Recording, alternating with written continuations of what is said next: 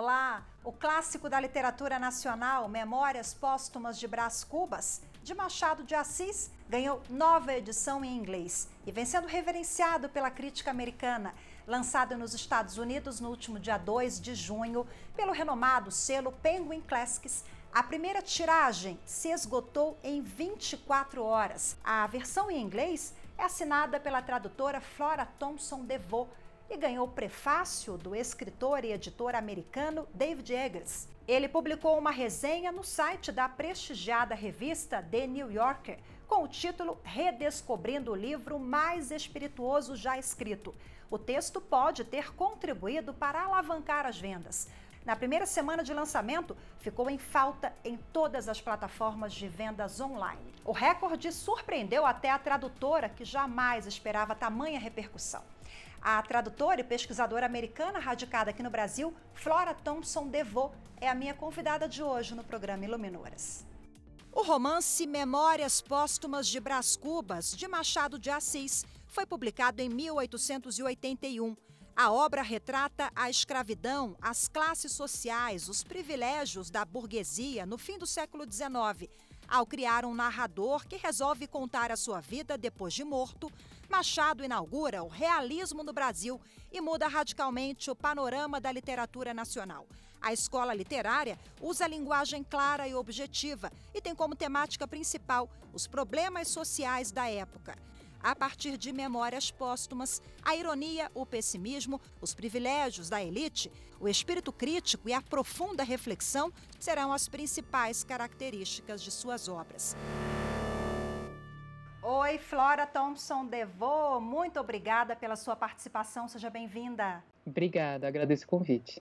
Bom, Flora, a publicação chega nos Estados Unidos, foi lançada no último dia 2 de junho, num momento bem peculiar. Além da pandemia, o país era marcado por uma série de protestos uma semana depois da morte de George Floyd por um policial branco.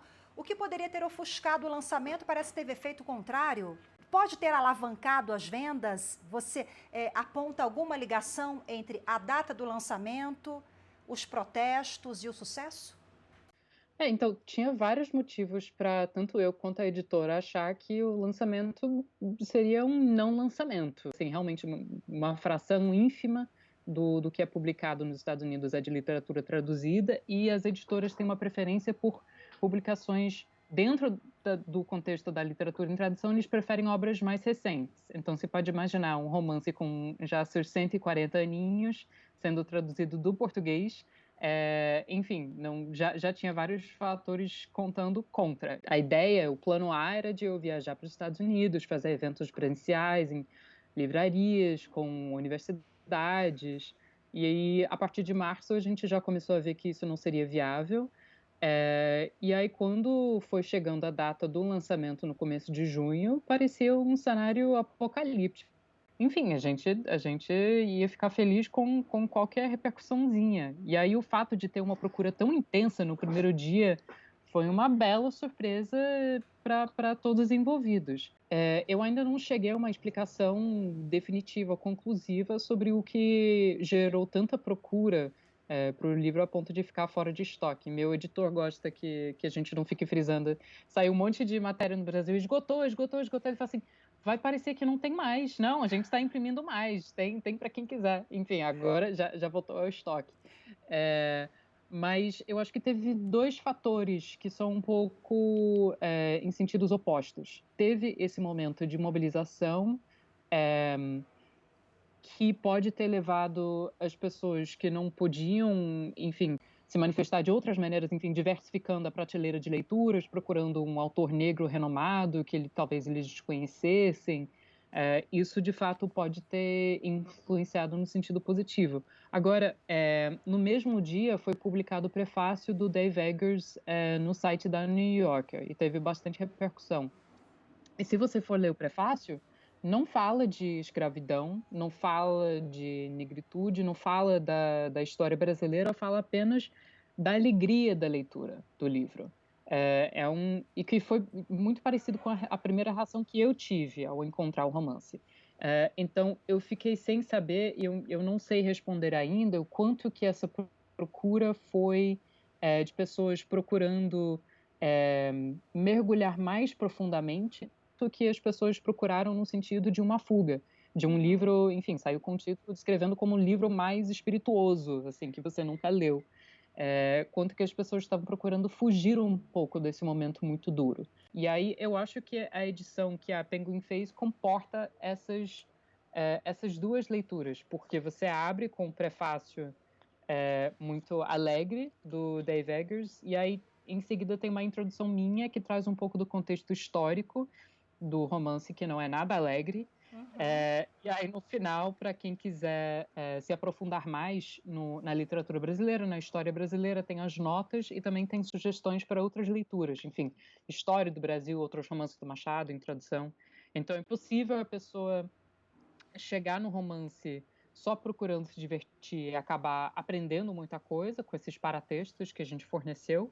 E também é possível a gente imaginar uma pessoa que chega no romance querendo ler um grande autor negro e acaba se divertindo muito mais do que esperava.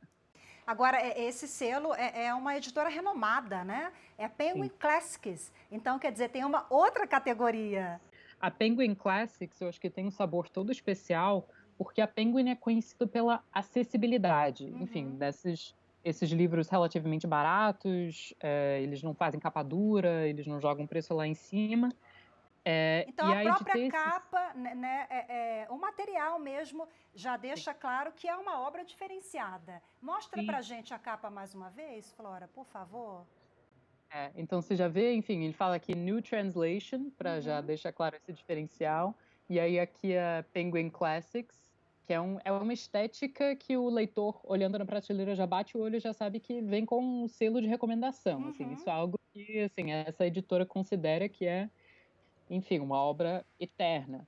E foi uma estratégia muito consciente da Penguin de trazer o Dave Eggers, que é conhecido como humorista nos Estados Unidos. Ele não tem nenhuma associação com o Brasil, com a literatura latino-americana, porque eles queriam que ele conseguisse fazer a ponte entre, enfim, pessoas.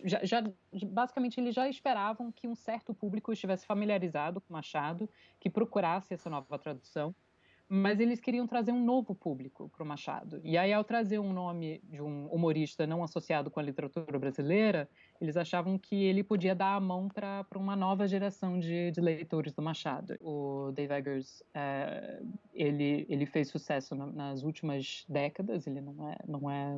Enfim, ele é um autor bastante contemporâneo.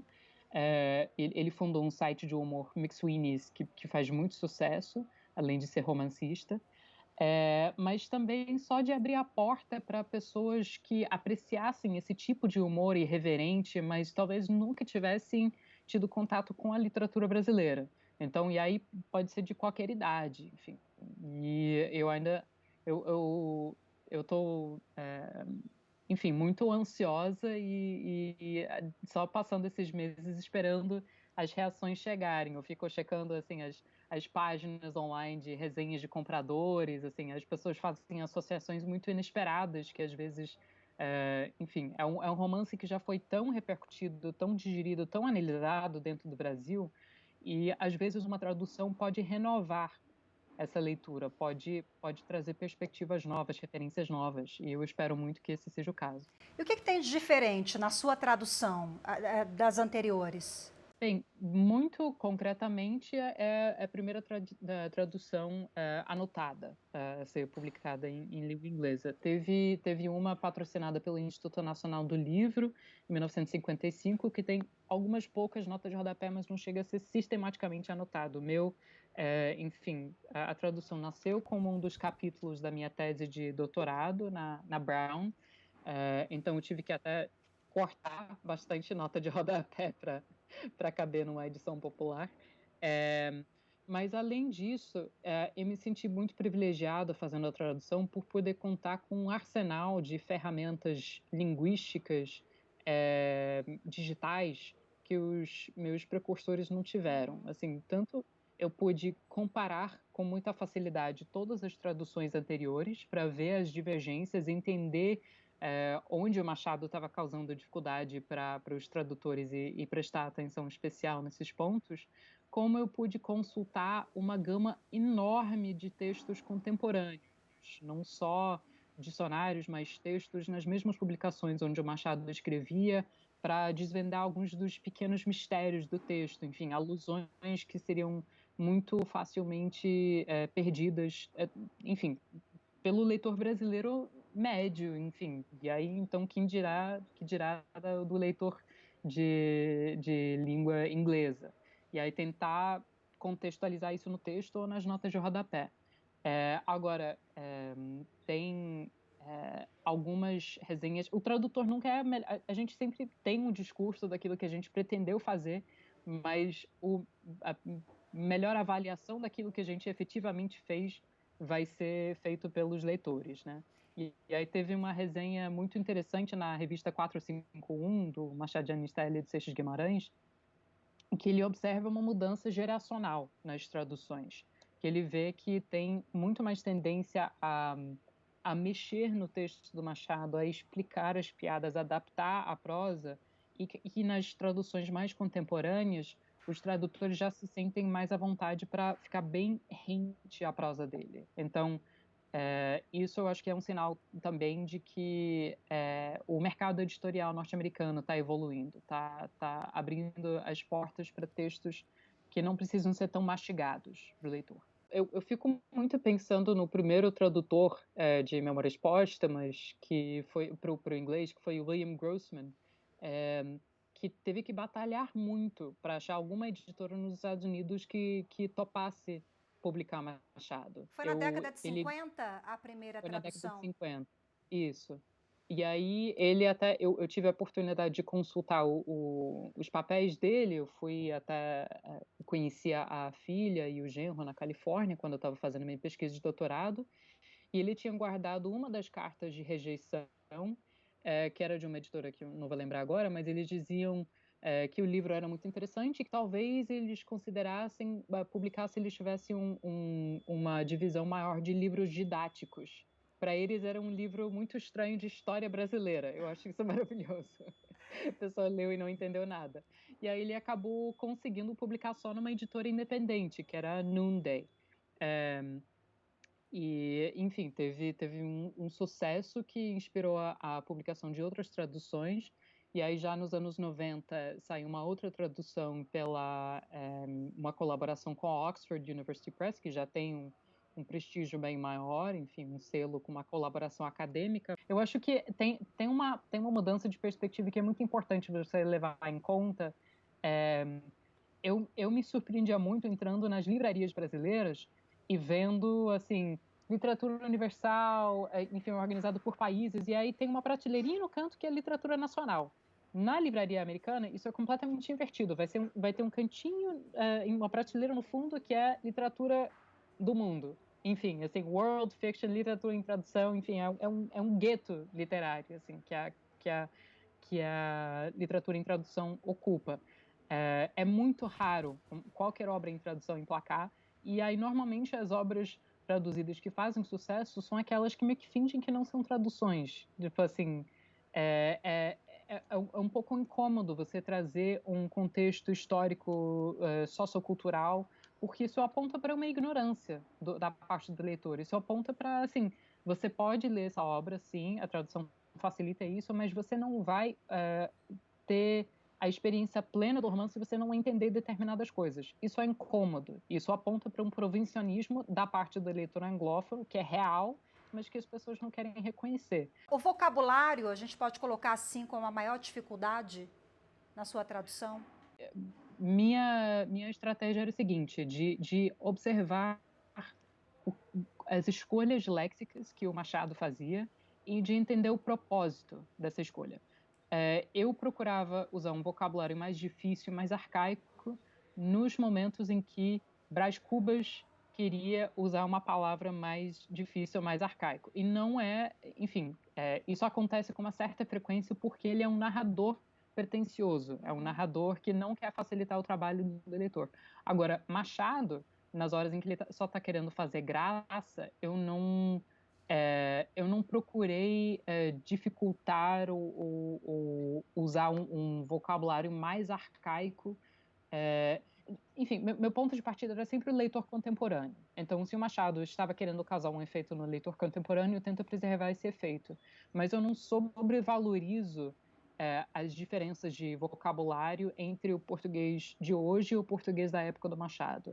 É uma triangulação, mas sempre visando causar o mesmo efeito no leitor de hoje que o Machado teria desejado causar nos leitores dele. Bom, a tradução é resultado do seu doutorado, né? Em quanto tempo você se debruçou nessa pesquisa? Eu sempre tive a ideia de dedicar o tempo do doutorado a fazer uma tradução literária, porque tudo que os tradutores literários querem é mais tempo. E no doutorado, o que se mais tem é tempo para examinar uma coisa, né? Então, o risco é de você enjoar daquilo que você está estudando. E primeiro que eu pensei, assim, com Brás Cubas eu não vou me enjoar, não vou ficar entediada, porque ele é cheio de surpresas e não vai me cansar. E aí, no final, enfim, foi um processo um pouco diferente enfim, se eu falar que eu passei 5 anos na tradução, isso é porque a tradução foi todo um processo integrado de pesquisa, análise e tradução, e revisão, e anotação. Então, eu mesma editei, enfim, produzi os paratextos, e aí eu ia alternando um trabalho de mapear a crítica machadiana, mapear a teoria da tradução, tentar casar essas coisas, ver pontos de intersecção, estudar a recepção das traduções anteriores, as condições que levaram cada pessoa, enfim, era pergunta de, assim, quem foram as pessoas que me precederam, por que diabos cada uma dessas pessoas resolveu traduzir Memórias Póstumas, como que essa pessoa traduziu, como é que essa pessoa conseguiu publicar e como que a obra foi lida. Então, tudo isso foi entremeado no processo de eu ir traduzindo devagar o romance e elaborando as outras partes da minha tese. Esse processo todo levou uns 5 anos até eu entregar. Enfim, teve o processo do doutorado, e defendi, e aí eu comecei a tratar com a editora. Então, ainda teve mais uma rodada de edição final, que foi bastante dolorosa, não porque eles estavam me editando, mas porque eu estava me editando. Eles devolveram o PDF para eu só dar uma olhada, e aí eu já, assim, já quis matar essa tradutora que colocou o texto daquele jeito, deve ter feito não sei quantas dezenas de alterações na última hora. Você é crítica com o seu trabalho? Eu sou. Eu acho que a gente é capaz de ser os melhores editores da gente mesma, mas o que falta é tempo para a gente poder se separar. Assim, foi muito bom eu ter mandado o manuscrito para a Penguin, ter recebido de volta vários meses depois, porque eu pude ver com olhos frescos. Ler como se eu fosse leitora de eu mesma e não, enfim, fazer. Isso é o ruim também do esquema da maior parte das editoras, que tem sempre uma pressa que não comporta essas pausas muito grandes assim no processo, mas é extremamente benéfico para a gente poder se revisitar. E eu acho que às vezes a gente é até mais cruel com o nosso texto do que a gente teria coragem de fazer com o texto de outra pessoa, né? Flora, eu vou pedir licença para você agora, uma pequena pausa, porque eu preciso fazer um intervalo, a gente já volta a conversar. Você continue com a gente, o Iluminuras volta daqui a pouquinho.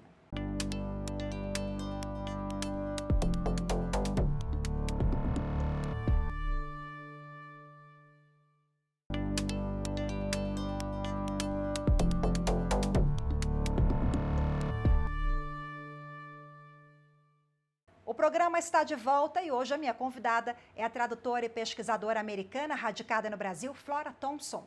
Ela assina a nova edição em inglês do clássico nacional Memórias Póstumas de Brás Cubas, de Machado de Assis. O livro que teve a primeira tiragem esgotada em apenas 24 horas nos Estados Unidos.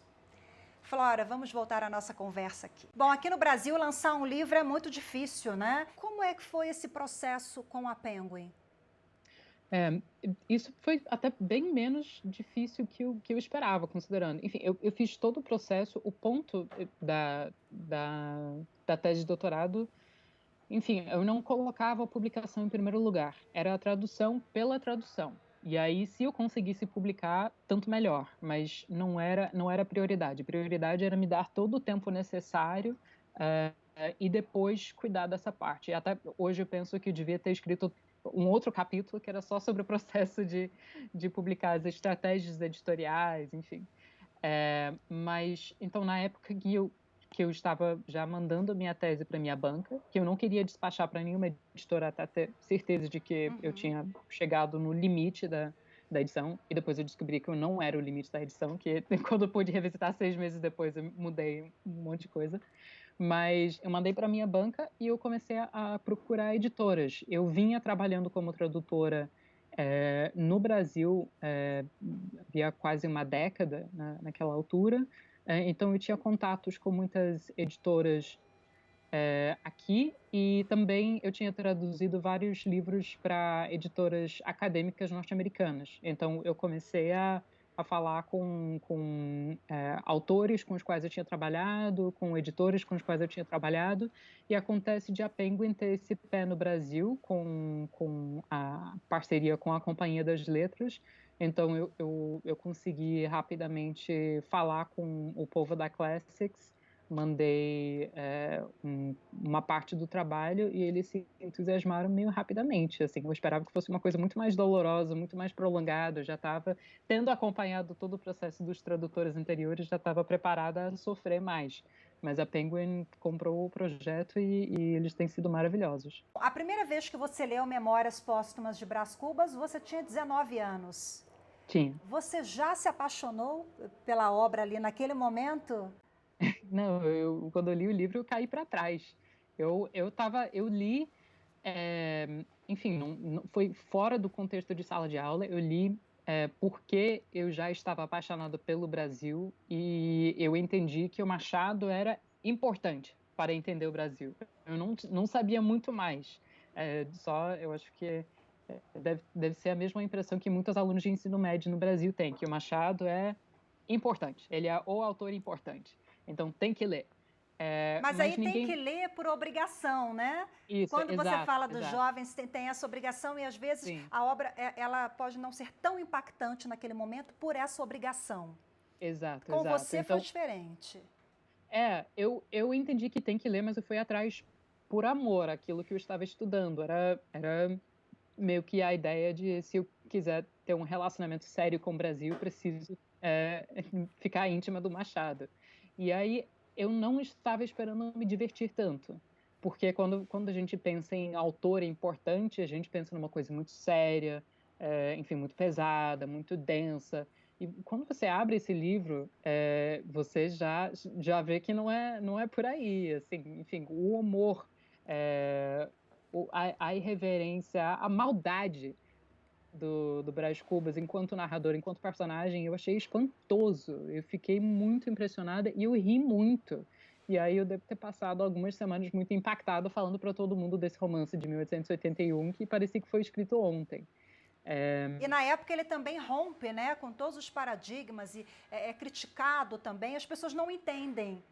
As pessoas estavam esperando outra coisa de Machado de Assis. Ele era um romancista bastante conhecido naquela época, ele tinha escrito vários romances, e ele vinha fazendo experiências literárias um pouco mais ousadas nas crônicas. Mas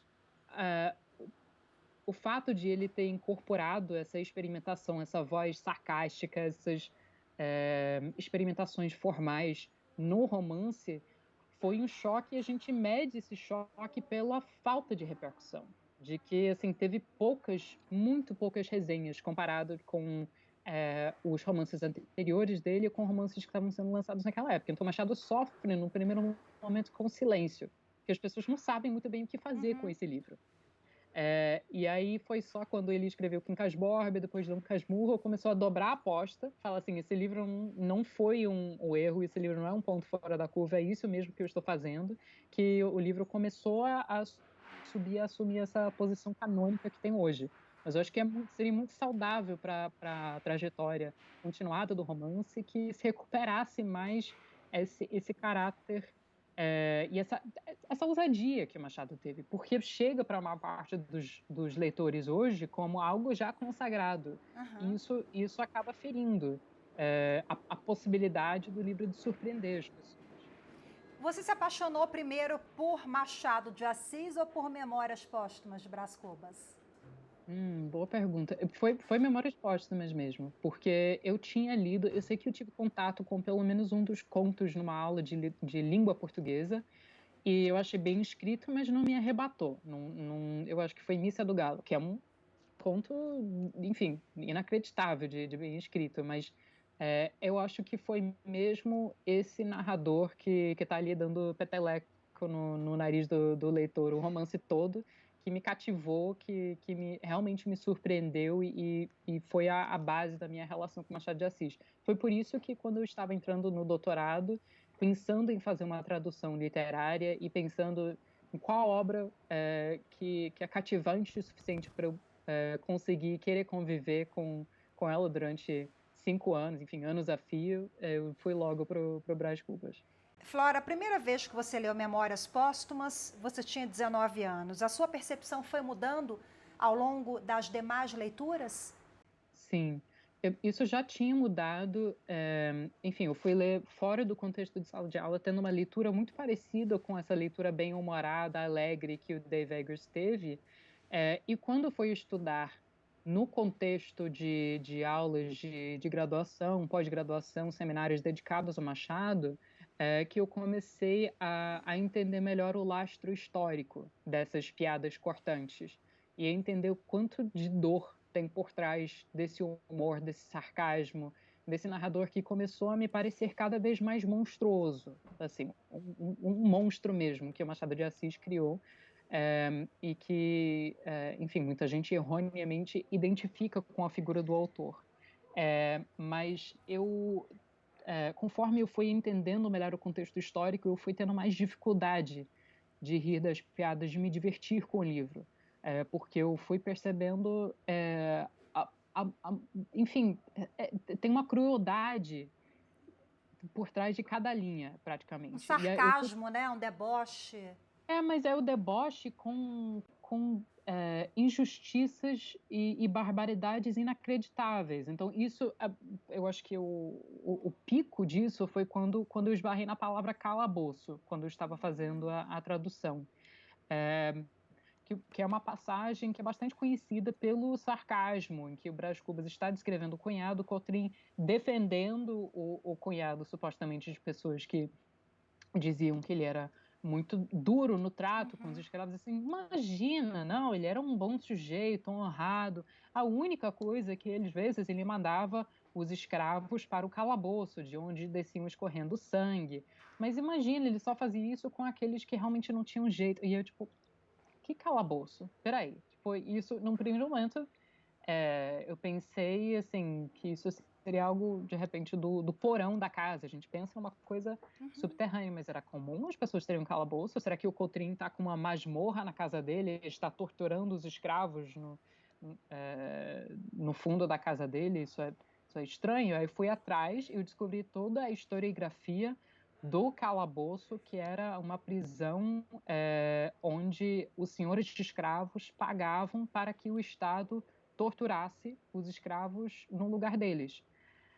E, e aí, então, quando você mergulha nessa historiografia, nessa institucionalidade da violência inimaginável, e você vê a maneira como Machado pega esse fato histórico e traz no contexto de uma piada muito leve, muito cortante, que é muito fácil você passar por cima, você vê todo o mecanismo da aceitação da escravidão no contexto do século XIX brasileiro e como a gente também pode naturalizar outras violências hoje em dia. Tem toda uma psicologia humana de como a gente vive em sociedade, enfim, cegos para tantas violências que a gente não deveria, mas e aí tá tudo ali na superfície do texto, mas ele coloca de uma maneira que você possa deslizar por cima. Então, o que eu tentei fazer era de preservar essa leveza, preservar esse sarcasmo, mas de fornecer os paratextos para que as pessoas, não sei se na primeira, mas talvez na segunda leitura, pudessem ir lá no fim do livro entender do que se trata e aí ver a genialidade do Machado, dessa crítica social que não berra, mas sussurra. E nisso é como em Hamlet ele está pingando um veneninho no seu ouvido, assim. E se você souber perceber, você vai ver que a coisa é magistral. A gente tem um atraso aí, né, de 70 anos de Sim, Machado exato. nos Estados Unidos. Isso Sim. pode ter contribuído também para essa falta de reconhecimento de Machado nos Estados Unidos?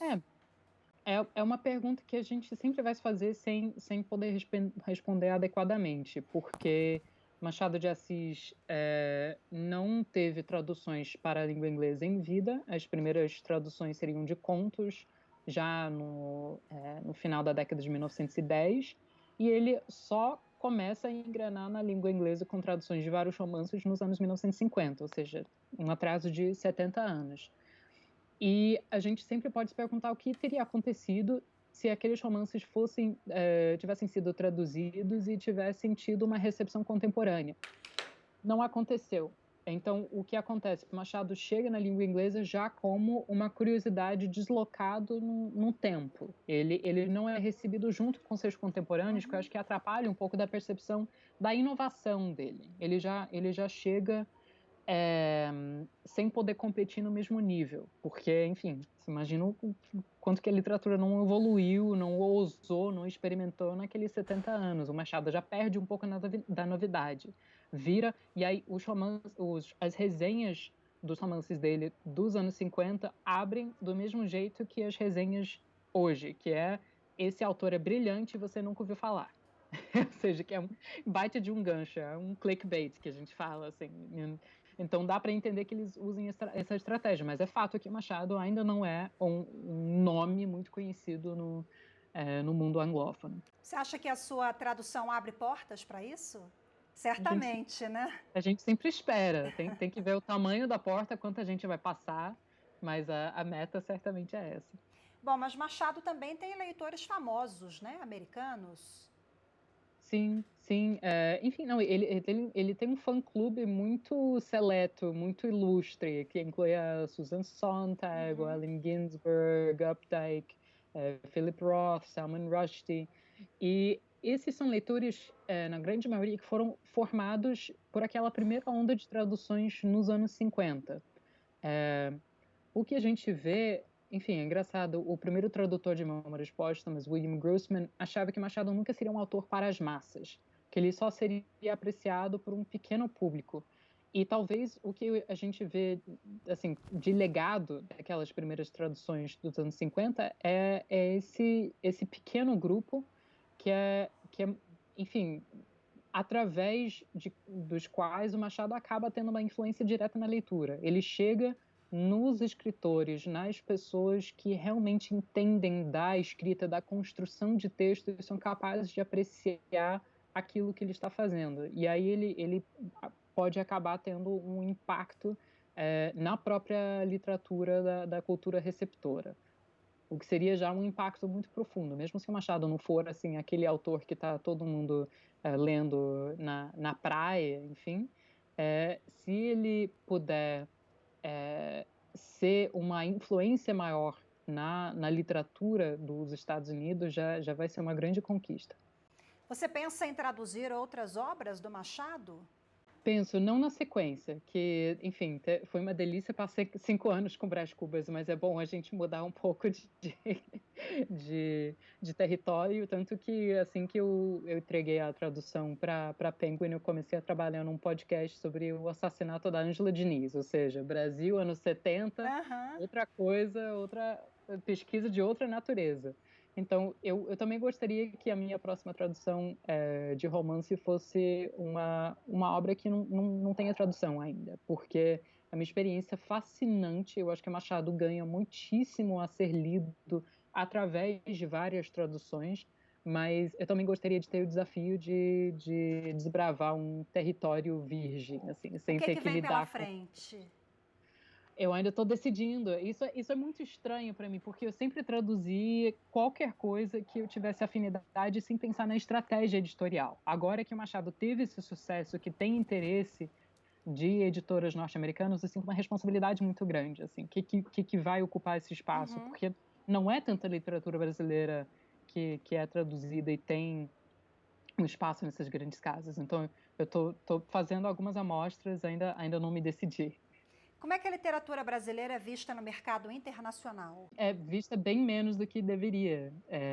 E eu acho que, infelizmente, a reputação internacional do país afeta muito isso. Então, enfim, eu estou fazendo traduções de obras brasileiras desde 2011, e em 2011 o Brasil estava em alta, enfim, foi o país homenageado na Feira de Frankfurt, e tudo isso tem, quando a imagem do país está forte, quando tem boas relações com o resto do mundo, isso também ajuda na difusão da literatura. Isso acaba prejudicando tanto a produção de romances aqui, a falta de apoio para a cultura no Brasil, ou seja, muitos romances e obras geniais deixam de ser escritas, deixam de ser publicados. Essa proposta de taxar o livro também seria uma catástrofe para o mercado editorial.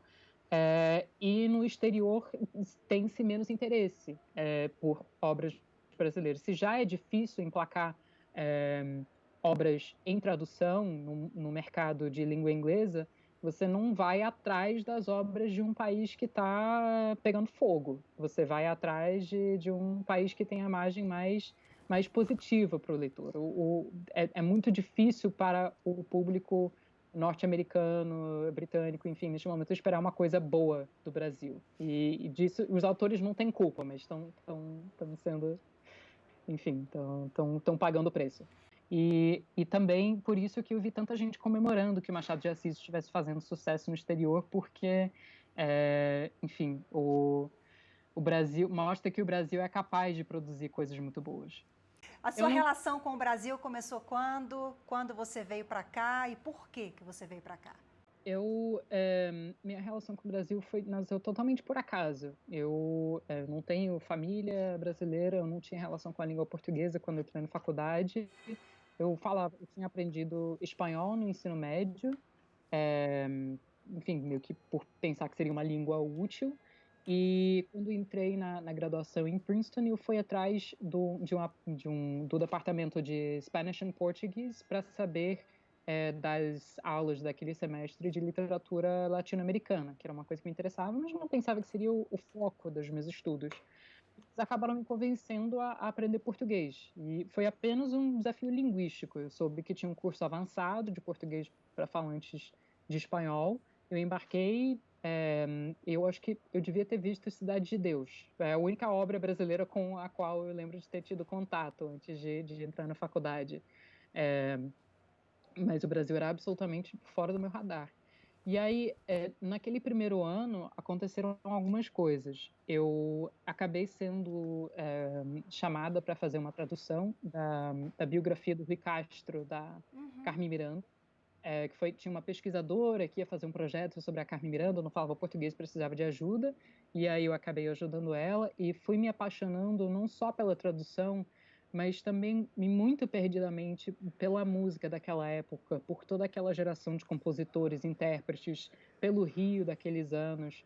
Eu fui vendo a tradução uma experiência profundamente imersiva. Então, durante alguns meses, eu habitei o Rio de Janeiro enfim, sei lá, 27 para 39, me apaixonei.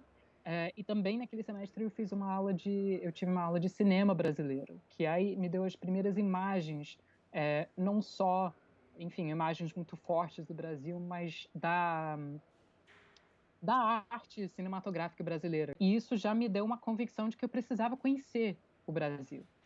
Aí eu já, no terceiro ano, depois de ter, enfim, melhorado bastante meu português a ponto de poder fazer aulas de faculdade na língua, eu vim fazer um intercâmbio aqui no Rio. E não, quando pisei aqui, já era. Que bom, isso foi 2011, né? Foi em 2011. E que aí, bom. apesar do contexto atual nada favorável, que me impede de curtir a cidade da maneira como sempre fiz, O que me salva é que a minha conexão com o Brasil é um pouco atemporal, não depende dessa conjuntura atual. Estou sempre redescobrindo, viajando através dos livros, da pesquisa, enfim, não vejo a hora de conseguir voltar para a Biblioteca Nacional, para os outros arquivos, mas ainda dá para viajar daqui de casa.